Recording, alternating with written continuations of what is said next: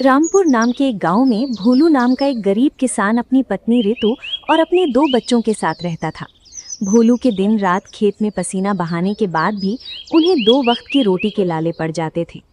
सेठ धनी राम का भोलू पर कर्ज बढ़ता ही चला जा रहा था और गरीबी ने भोलू को चारों ओर से घेर लिया था।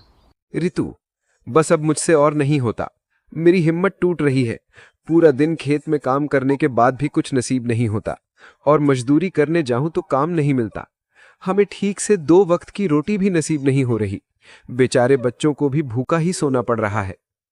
ए जी, तुम घबराओ मत। भगवान ने हमें हाथ पैर दिए हैं। हम मेहनत करके कुछ ना कुछ तो कर ही सकते हैं ना। पर करें क्या भाग्यवान? कुछ रास्ता भी तो नजर नहीं आ रहा। आप चिंता मत करो, तुम कल में कोई ना कोई रास्ता जरूर निकाल। अगली सुबह रितु गांव के मंदिर की ओर गई।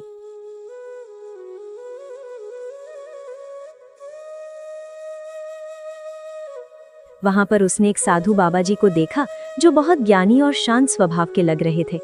रितु उनके पास जाती है और अपनी परेशानी उन्हें बताती है। बाबा, हम बहुत गरीब हैं। हम दिन रात बहुत मेहनत करते हैं, लेकिन फिर भी 2 वक्त की रोटी भी ठीक से नसीब नहीं होती। बाबा जी, अब आप ही हमें कोई सही रास्ता दिखाइए। बेटी, तुम चिंता मत करो। जी जान से करी गई मेहनत कभी भी बेकार नहीं जाती, लेकिन सही दिशा में की गई मेहनत ही अच्छा फल देती है। तुम अपने पति के साथ मिलकर खूब मेहनत करो। भगवान तुम्हें एक न एक दिन फल जरूर देगा। पर बाबा, हमारे पास काम करने के लिए कोई साधन भी तो नहीं है।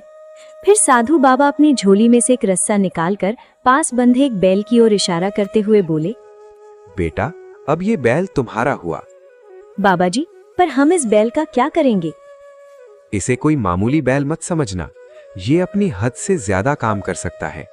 ये तुम्हारी तकदीर बदल सकता है। तुम इस बैल से जो चाहो वो काम करवा सकते हो। ये कभी नहीं थकता। बाबा जी, मुझे समझ नहीं आ रहा मैं आपका किस प्रकार से शुक्रिया अदा करूं। फिर रितु उस बैल को लेकर अपने घर आ जाती है।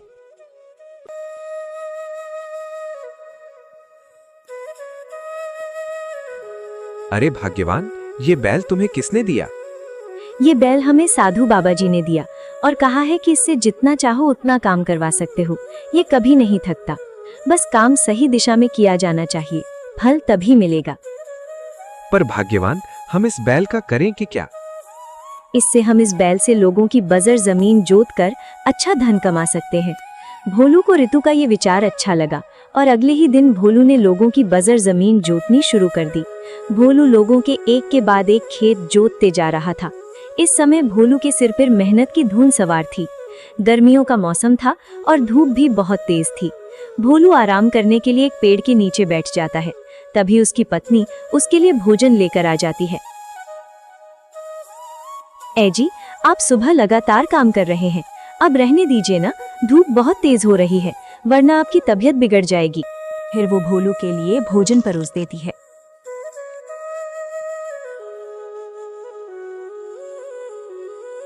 भोलू खाना खाकर थोड़ी देर आराम करता है और फिर से अपने काम पर लग जाता है। पूरा दिन भोलू इसी तरह अपने काम पर जुटा रहता है।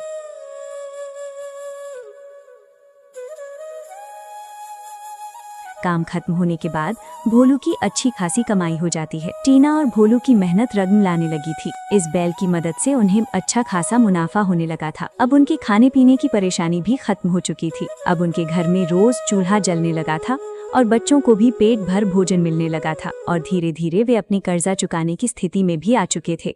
ये सब देखकर उसका लालची सेठ उससे जलने लगा था, क्योंकि वो सोच रहा था अगर इसी तरह भोलू ने धीरे धीरे मेरा सारा कर्जा चुका दिया तो उसे ब्याज से मिलने वाला फायदा नहीं मिलेगा। वो नहीं चाहता था कि कोई भी व्यक्ति जल्दी से उसका कर्ज चुका दे, क्योंकि सेठ धनीराम उन गरीबों से हर महीने ब्याज वसूलता था। भोलू दिन प्रतिदिन इतना अमीर कैसे होता चला जा रहा है? जल्द से जल्द पता लगाओ। अगर ऐसा ही चलता रहा तो ये भोलू मेरा सारा कर्ज बहुत जल्द ही चुका देगा। फिर मैं उससे कर्ज कैसे वसूलूंगा? मालिक, अब हम क्या करें, आप ही बताइए। हमें कुछ ऐसा करना होगा जिससे इस भोलू का सारा धन ही चौपट हो जाए और ये फिर से मेरे कर्ज में डूब जाए। पर मालिक, हम कुछ नहीं कर सकते। वो तो रोज लोगों की जमीन जोतकर अपनी मेहनत से अच्छा खासा धन कमा रहा है। पर उसकी कमाई का मेन साधन क्या है? मालिक, उसका बैल, जिससे जितनी भी जमीन जुतवा लो परंतु वो थकता ही नहीं है। अगर उसका बैल ही नहीं रहेगा तो वो लोगों की जमीन कहां से जोतेगा? तो आप कहना चाहते हो कि हम उसका बैल ही चुरा लें? बिल्कुल सही समझे, और ये काम तुम्हें रात के अंधेरे में करना होगा, जब वे दोनों गहरी नींदों में सोए होंगे।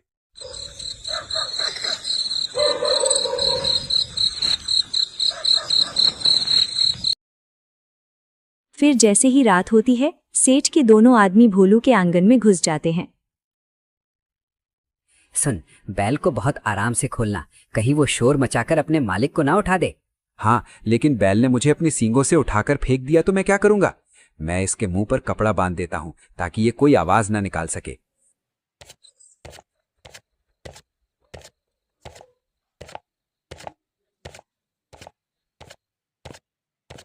दूसरे आदमी ने हिम्मत करके बैल की रस्सी खोली और पहले आदमी ने बैल के मुंह पर कपड़ा बांध दिया।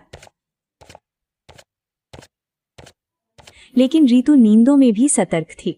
उसे किसी के पैरों के चलने की आवाज सुनाई देती है और तभी उसकी नींद भी टूट जाती है। ए जी, उठिए, मुझे बाहर से किसी के चलने की आवाज आ रही है। क्या हुआ ऋतु? इतनी रात को कौन हमारे आंगन में आने की हिम्मत करेगा? तुम चिंता मत करो भाग्यवान, मैं अभी जाकर देखता हूं। भोलू जैसे ही दरवाजा खोलता है तो वो देखता है कि दो आदमी उसके बैल को चुरा कर ले जा रहे हैं। पर तभी दोनों आदमी की भी नजर भोलू पर पड़ जाती है और वे दोनों उसे देखकर बैल को वहीं पर छोड़कर वहां से भाग जाते हैं। उन दोनों चोरों की शिकायत हमें मुखिया जी से करनी चाहिए। हाँ, तुम ठीक कह रहे हो जी, पर तुम्हें क्या लगता है वे दोनों चोर कौन हो सकते हैं? ज्यादा नजदीक से तो मैं उन्हें नहीं देख पाया, पर इतना जरूर कह सकता हूं कि वे दोनों सेठ जी के ही आदमी हो सकते हैं। फिर वे दोनों पति पत्नी मुखिया जी के पास जाते हैं और उन्हें चोरों के बारे में सब कुछ बता देते हैं।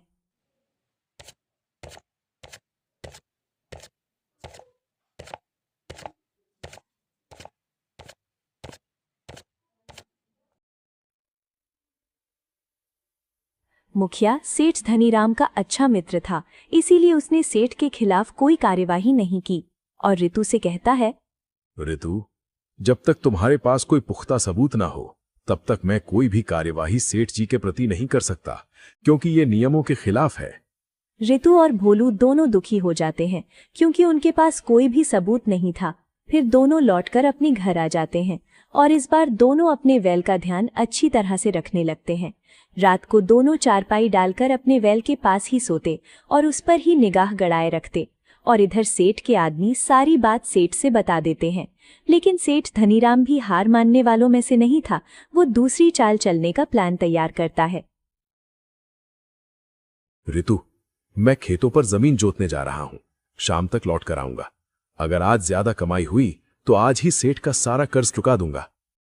भगवान करे ऐसा ही हो, पर आप जरा सतर्क रहना क्योंकि हमारे वेल पर किसी की बुरी निगाह पड़ चुकी है। आप समय से घर आ जाना, मैं भोजन बनाकर आपका इंतजार करूंगी। ठीक है ऋतु, मैं तुम्हारी बातों का ध्यान रखूंगा। भोलू बैल लेकर खेतों की ओर निकल पड़ता है।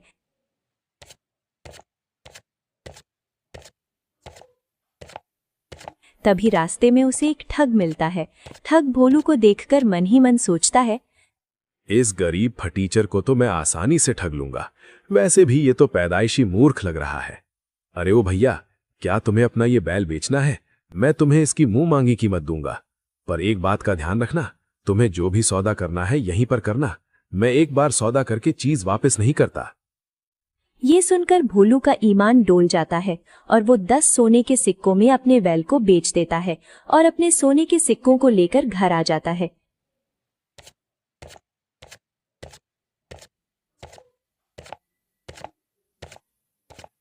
फिर वो सारी कहानी अपनी पत्नी को बताता है। जब ऋतु उन सोने के सिक्कों को देखती है तो उसे कुछ गड़बड़ लगती है। ए जी, तुमने ये सोने के सिक्के सुनार को दिखाए या नहीं? मुझे इनमें कुछ गड़बड़ लग रही है, क्योंकि ना ही इन सोने के सिक्कों में चमक है और ना ही इनका वजन इतना भारी है। हाँ ऋतु, मुझे भी ऐसा ही लग रहा है। मैं जल्दी से इन्हें सुनार को दिखा कर आता हूँ। जैसे ही भोलू वो सिक्के सुनार को दिखाने के लिए हाथ आगे बढ़ाता है, सुनार सिक्कों की जांचों करने से पहले ही बोलता है, अरे भाई, ये तो साफ साफ दिखता है कि ये सारे सिक्के तो नकली हैं। इनकी जांच करने की भी कोई आवश्यकता नहीं है। ये सुनकर भोलू के होश उड़ जाते हैं और वो हक्का बक्का रह जाता है।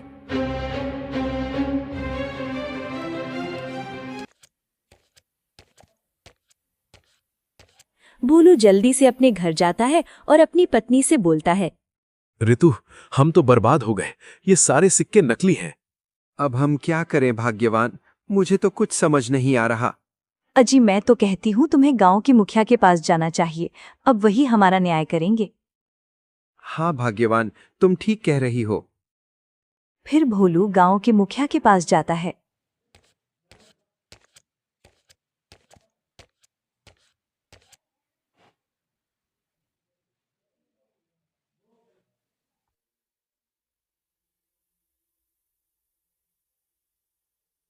मुखिया जी, हम तो बर्बाद हो गए। हमारे रोजी रोटी का एक ही तो सहारा था, अब वो भी नहीं रहा। पर भाई हुआ क्या है ये तो बताओ। फिर भोलू सारी बात विस्तार से मुखिया जी को बताता है।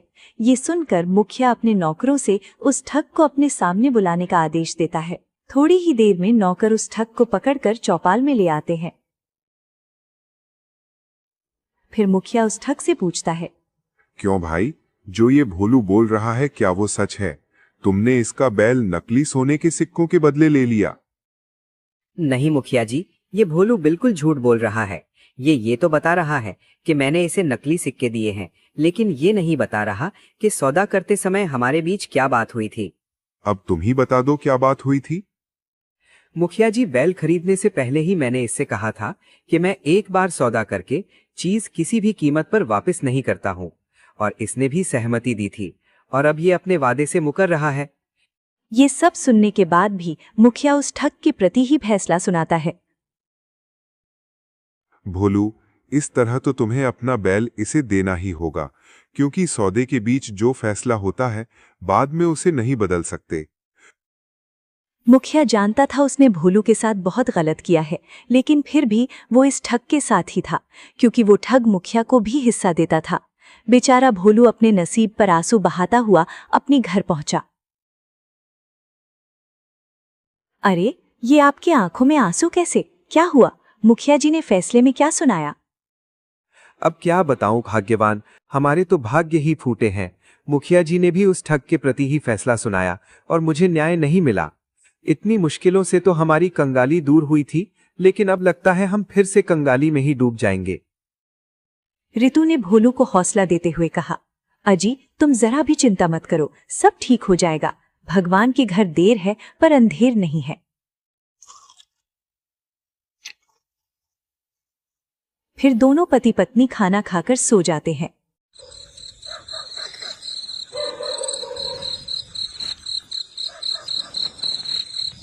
अगले दिन भोलू की तबीयत दुख और चिंता के कारण खराब हो जाती है।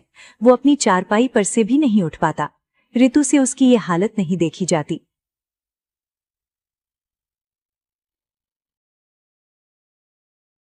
जो थोड़े बहुत पैसे उन्होंने उस बैल से कमाए थे, ऋतु उन्हें लेकर बाजार की ओर निकल पड़ती है। तभी रास्ते में उसे सेठ मिलता है और कहता है, अरे ऋतु, अब तो तुम्हारी अच्छी खासी कमाई हो रही है ना, तो तुमने अभी तक मेरा कर्जा क्यों नहीं चुकाया? फिर ऋतु सारी बात सेठ जी को बताती है कि कैसे उसके पति से उसका बैल ठगा गया। ये सुनने के बाद सेठ खुश हो जाता है और फिर बोलता है, अरे ऋतु, तुम चिंता मत करो, कर्जा तो तुम फिर दे देना। बस मैं तो इसलिए कह रहा था क्योंकि दिन प्रतिदिन तुम्हारा कर्जा बढ़ता ही चला जा रहा है, और फिर अगले माह से मैं सभी के लिए ब्याज 2 गुना कर देने वाला हूँ। ये सुनकर ऋतु चिंता में पड़ जाती है और सोचती है कि अगर उसने पैसे जल्दी नहीं चुकाए तो ये लालची सेठ ब्याज बढ़ाता ही रहेगा। पर ठान लेती है कि उसे कैसे भी करके जल्दी से सेठ का सारा कर्जा चुकाना ही होगा। ये सोचती समझती वो वहां से चली जाती है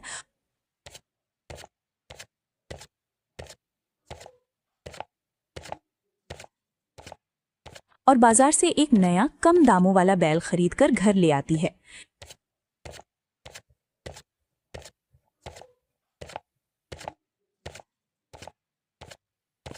एजी, देखिए मैं बाजार से नया कम दामों वाला कमजोर सा बैल लेकर आई हूँ। अब मैं इसे खेतों पर लेकर जाती हूँ। अगर वो लालची ठग गांव में फिर से मुझे दिखा तो उसे मैं इस बार उसे छठी का दूध याद दिल दूंगी। पर भाग्यवान, तुम खेतों पर जुताई कैसे करोगी? तुम्हें तो जुताई करनी आती ही नहीं। कौन कहता है मैं खेतों पर जुताई करने जाऊंगी? मैं तो इस बैल को गांव में ही घुमाऊंगी। वो जरूर इस बार भी ठगने आएगा। ये कहकर टीना उस बैल को लेकर गांव में निकल पड़ती है।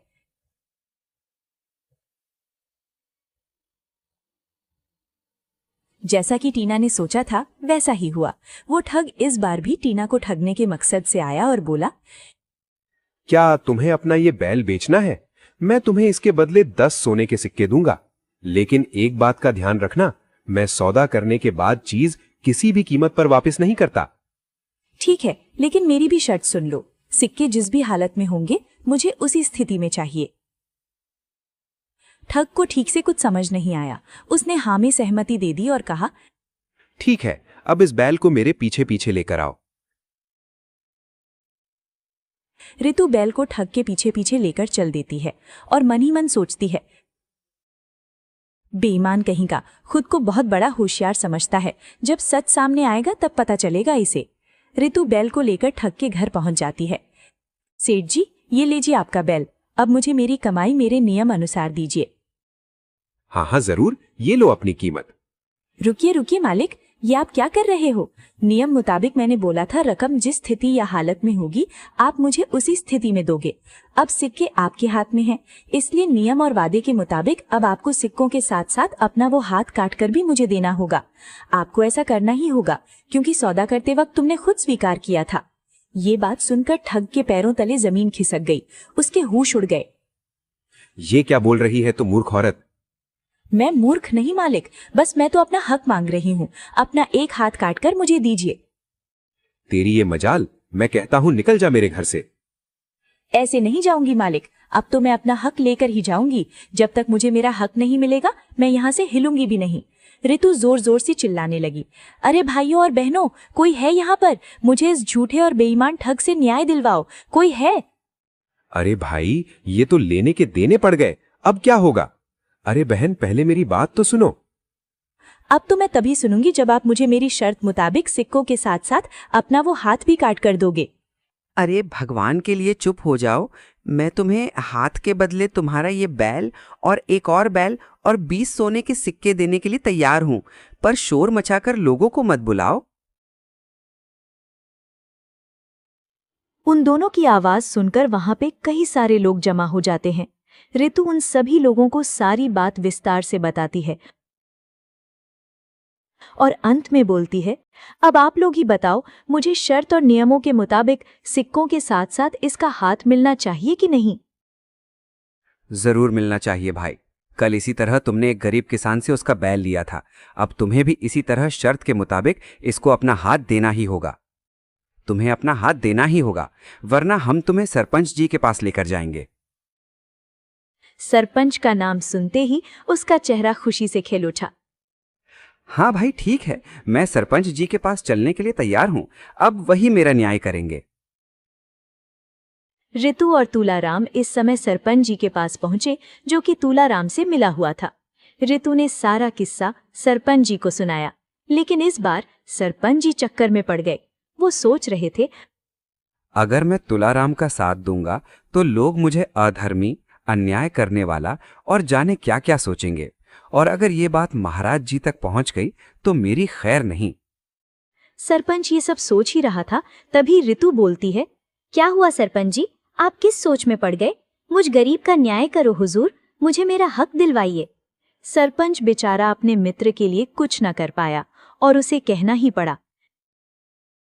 सारी बातों को मद्देनजर रखते हुए हम अंतिम इस विचार पर पहुंचे हैं कि दोषी इस तुलाराम को ही ठहराया जाता है।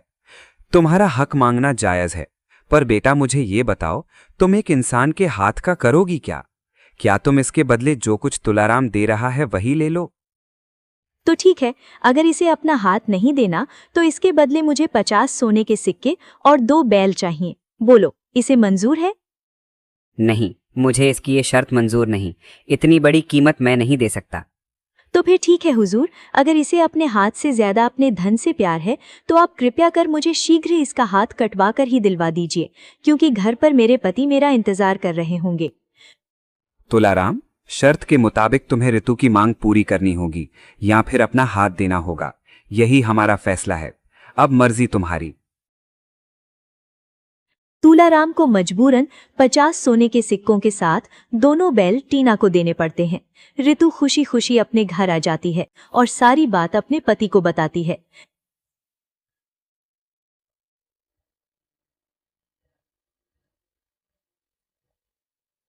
फिर टीना और भोलू दोनों सेठ के घर जाकर उसका सारा कर्ज चुका देते हैं। इस कहानी से हमें ये शिक्षा मिलती है कि चालाकी का जवाब समझदारी से देना चाहिए, ना कि कमजोरी से।